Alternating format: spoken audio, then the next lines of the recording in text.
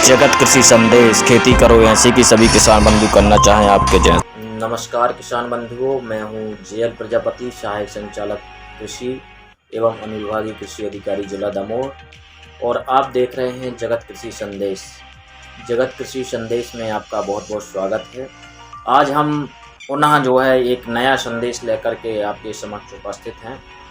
तो आज का जो हमारा संदेश है उसको शुरू करने से पहले मैं अपनी बात पुनः कहना चाहता हूँ कि खेती करो ऐसी कि सभी किसान बंधु करना चाहें आपके जैसी। तो आज का जो हमारा संदेश है वो ये है कि खरीफ विपणन वर्ष 2024-25 में जो है समर्थन मूल्य पर धान, ज्वार एवं बाजरा उपार्जन हेतु पंजीयन कैसे कराएं। तो सरकार द्वारा प्राइस सपोर्ट स्कीम PSS योजना के तहत समर्थन मूल्य पर जो है इस बार धान के साथ साथ ज्वार एवं बाजरा का भी उपार्जन समर्थन मूल्य पर किया जाना है, जिसके लिए पंजीयन जो है की तिथि निर्धारित कर दी गई है। 19 सितंबर से 4 अक्टूबर तक किसान बंधु जो पंजीयन करा सकते हैं। किसान बंधुओं मैं बता दूं कि धान, ज्वार एवं बाजरा का समर्थन मूल्य क्या है, MSP क्या है। तो धान का जो MSP है, मिनिमम सपोर्ट प्राइस, न्यूनतम समर्थन मूल्य, वो 23 सामान्य जो धान है उसका 2300 रुपये प्रति क्विंटल है, और ग्रेड ए जो धान है उसका 2320 रुपये प्रति क्विंटल है। और ज्वार का जो समर्थन मूल्य है वो हाइब्रिड ज्वार का 3371 रुपये है। माल दांडी जो ज्वार है उसका 3421 रुपये प्रति क्विंटल समर्थन मूल्य रखा गया है, और जो बाजरा का समर्थन मूल्य है वो 2625 रुपये प्रति क्विंटल निर्धारित किया गया है। पंजीयन की व्यवस्था जो है शासन द्वारा क्या की गई है इसके बारे में मैं बता दूं कि शासन द्वारा किसान पंजीयन की व्यवस्था को सहज एवं सुगम बनाने का प्रयास किया गया है। किसान बंधु स्वयं अपने मोबाइल पर घर बैठे पंजीयन करा सकते हैं। MP किसान ऐप के माध्यम से किसान बंधु अपने मोबाइल पर खुद पंजीयन करा सकते हैं। किसान बंधु जो है MP किसान ऐप के माध्यम से अपना पंजीयन, उपार्जन का पंजीयन कराना चाहते हैं तो आपके खसरे को आधार कार्ड से लिंक होना आवश्यक इसमें किया गया है। किसान बंधुओं के द्वारा इन तरीकों के माध्यम से पंजीयन कराया जा सकता है। 2 प्रकार की व्यवस्थाएं की गई हैं, एक तो पंजीयन की निःशुल्क व्यवस्था और एक है पंजीयन की सशुल्क व्यवस्था, मतलब कुछ शुल्क दे करके आप निजी संस्थानों से पंजीयन करा सकते हैं। तो पंजीयन की सबसे पहले मैं बात करूं कि पंजीयन की निःशुल्क व्यवस्था शासन द्वारा क्या की गई है। तो इसमें ग्राम पंचायतों में स्थापित सुविधा केंद्रों में आप करा सकते हो पंजीयन निःशुल्क। दूसरा, जनपद पंचायतों में जो कार्यालय हैं, जनपद पंचायत कार्यालय हैं, उनमें स्थापित सुविधा केंद्र में आप निःशुल्क पंजीयन करा सकते हैं। तीसरा जो है तहसील कार्यालय में स्थापित सुविधा केंद्रों पर आप निःशुल्क पंजीयन करा सकते हैं। और चौथा है शासकीय समितियां, जो सहकारी समितियां हैं या सहकारी विपणन संस्थाएं हैं, इनमें जो संचालित पंजीयन केंद्र हैं उनमें आप निःशुल्क पंजीयन करा सकते हैं। और तीसरा जो वो 5वां जो है MP किसान ऐप पर जो है आप स्वयं अपने मोबाइल पर पंजीयन करा सकते हैं। अब मैं बात करूं कि पंजीयन की सशुल्क व्यवस्था क्या की गई है, तो किस प्रकार से आप शुल्क जमा करके किसी भी OMP ऑनलाइन कियोस्क सेंटर में जा करके आप पंजीयन करा सकते हैं। किसी भी CSC centre, common service centre जो होते हैं उनमें जा करके आप पंजीयन करा सकते हैं। लोक सेवा केंद्र पर आप जा करके पंजीयन करा सकते हैं।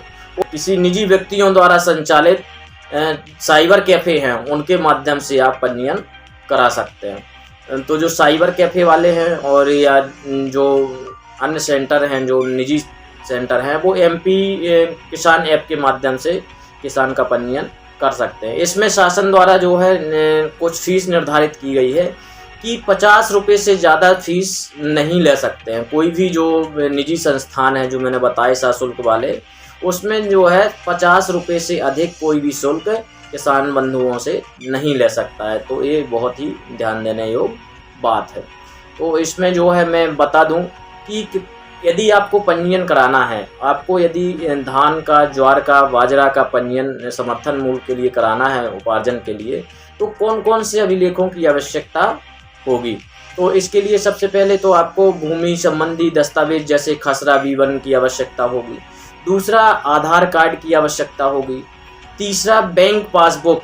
बैंक पासबुक में जो है आपका आधार से लिंक खाता होना चाहिए। यदि आपका आधार से लिंक खाता नहीं होगा तो तो आपको समस्या हो सकती है। इसमें जो है जो भुगतान होता है वो आधार बेस्ड भुगतान होता है। जिस खाते में आपका आधार कार्ड लिंक है उसी खाते में भुगतान होता है। तो हम पंजीयन के समय ही जो है अपना आधार लिंक खाता ही उसमें रजिस्टर्ड कराएं ताकि आपको समस्या का सामना ना करना पड़े। निर्धारित प्रारूप में आपको एक प्रारूप शासन द्वारा निर्धारित है, उस प्रारूप में आपको आवेदन जमा करना है भर करके। और यदि आप शिकमी बटाईदार कृषक हैं तो इनके मामले में निर्धारित प्रारूप में जो है शिकमी नामा या बटाईदार का जो है इकरारनामा इनकी निर्धारित प्रारूप में उसकी आवश्यकता होती है। वन पट्टाधारी यदि हैं तो उनके मामले में वन पट्टा की जो है कॉपी आपको आवश्यकता होती है। इसमें ध्यान देने योग्य बात यह है कि शिकमी, बटाईदार, कोटवार एवं वन पट्टाधारी किसानों के पंजीयन की सुविधा केवल सहकारी समिति एवं सहकारी विपणन संस्था द्वारा जो संचालित पंजीयन केंद्र हैं उन्हीं पर ही जो है इनके लिए पंजीयन की सुविधा उपलब्ध होगी।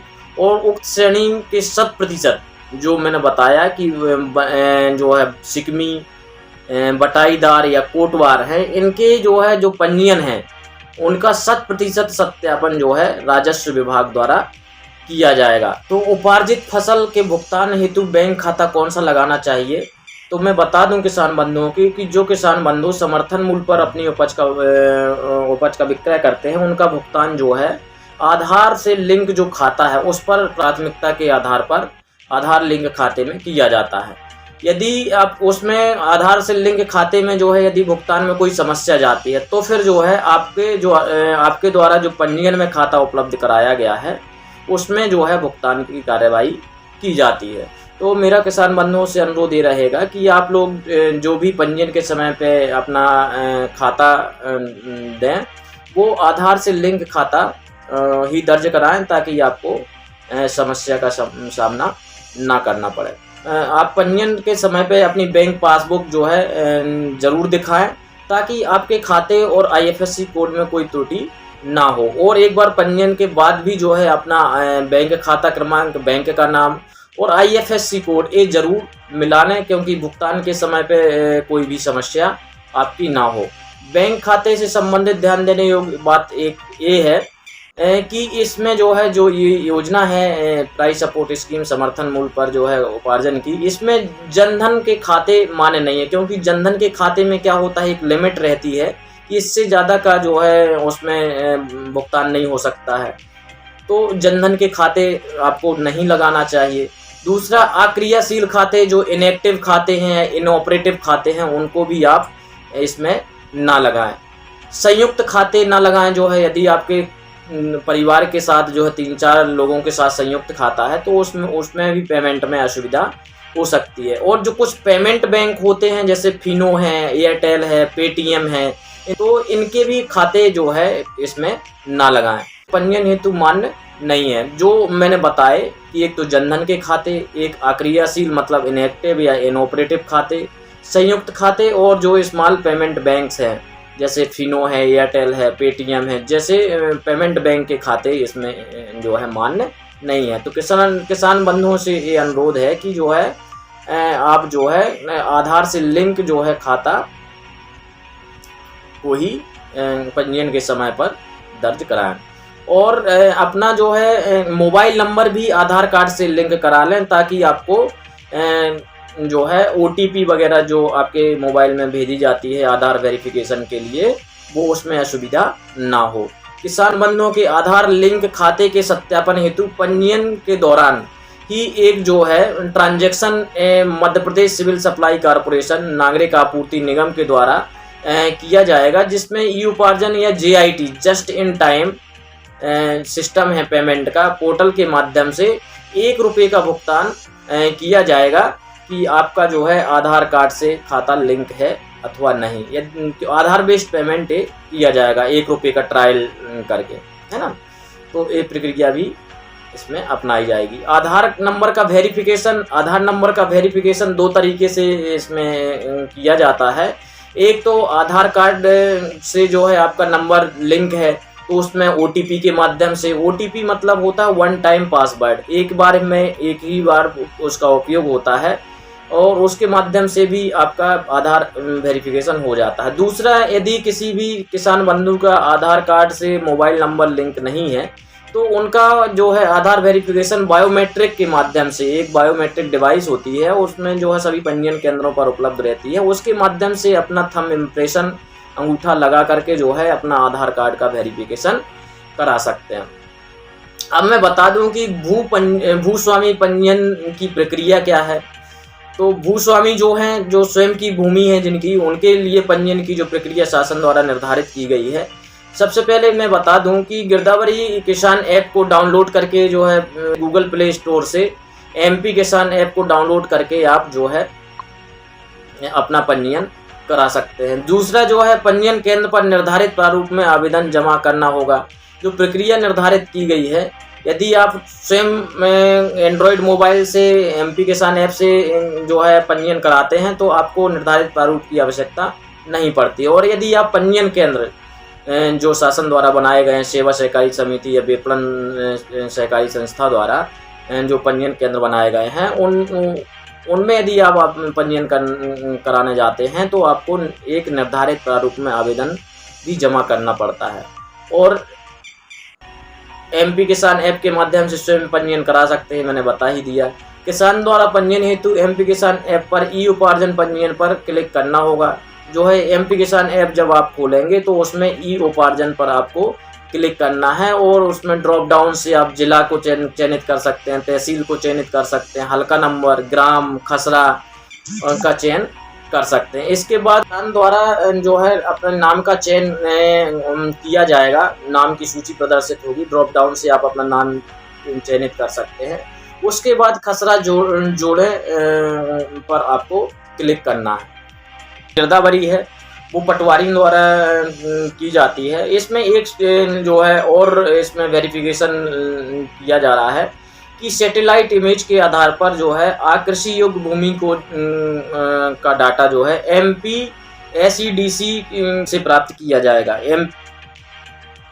जिसमें कोई कृषि नहीं होती है उसका डाटा जो है, सैटेलाइट का डाटा MP SEDC से प्राप्त किया जाएगा। किसान द्वारा दर्ज कराए गए नाम एवं भू अभिलेख डाटा में दर्ज नाम का मिलान पंजीयन केंद्र के द्वारा किया जाएगा, कंप्यूटर ऑपरेटर के द्वारा, और उसकी प्रविष्टि जो है मिलान करके की। गिरदावरी का जो डाटा है उसके डाटाबेस में जो है यदि दर्ज किसान का नाम का मिलान ई उपार्जन पोर्टल पर होने पर पंजीयन सुरक्षित करने हेतु सुरक्षित करें विकल्प पर क्लिक करना होगा। यदि डाटाबेस मिलान नहीं करता है तो उसका पंजीयन नहीं हो सकता है। सफल पंजीयन की जानकारी आपके किसान के मोबाइल, यदि आपका पंजीयन हो जाता है तो आपकी पंजीयन की जानकारी आपके रजिस्टर्ड जो आपने मोबाइल नंबर दिया है उस पर SMS के माध्यम से प्राप्त हो जाती है। इसका प्रिंट आउट भी जो है निकाला जा सकता है। इसमें जो है ध्यान देने योग्य बात यह है कि सिकमी और बटाईदार जो किसान हैं या वन पट्टाधारी किसान हैं या कोटवार किसान हैं, उनके पंजीयन की प्रक्रिया थोड़ा सा अलग है। ये तो जो अभी मैंने बताई है वो सामान्य जो भूस्वामी है उनके पंजीयन की प्रक्रिया है। अब मैं बता दूं कि सिकमी, बटाईदार, वन पट्टाधारी किसानों एवं कोटवारों के लिए जो कोटवार हैं उनके पंजीयन की प्रक्रिया क्या है। तो उक्त श्रेणी के किसानों के पंजीयन जो है, जैसा कि मैंने पहले बताया कि इनके पंजीयन सिर्फ जो है सहकारी समिति एवं सहकारी विपणन संस्था द्वारा संचालित जो पंजीयन केंद्र हैं उन पर ही पंजीयन कराया जा सकता है। इसके लिए आवश्यक अभिलेख की आवश्यकता क्या होगी इस श्रेणी के कृषकों के लिए? तो सबसे पहले आधार संबंधी दस्तावेज, दूसरा आधार से पंजीकृत मोबाइल नंबर, आधार से जो लिंक मोबाइल नंबर हो वो शिकमीनामा निर्धारित प्रारूप में जो है शिकमीनामा की आवश्यकता होगी। और इसके साथ साथ जो है शिकमीनामे की जो प्रति है उसकी प्रति जो है कंप्यूटर ऑपरेटर द्वारा जो है ई उपार्जन पोर्टल पर अपलोड कराई जाएगी। ये बहुत इसमें आवश्यक बात है जो है शिकमी और बटाईदार किसानों के लिए।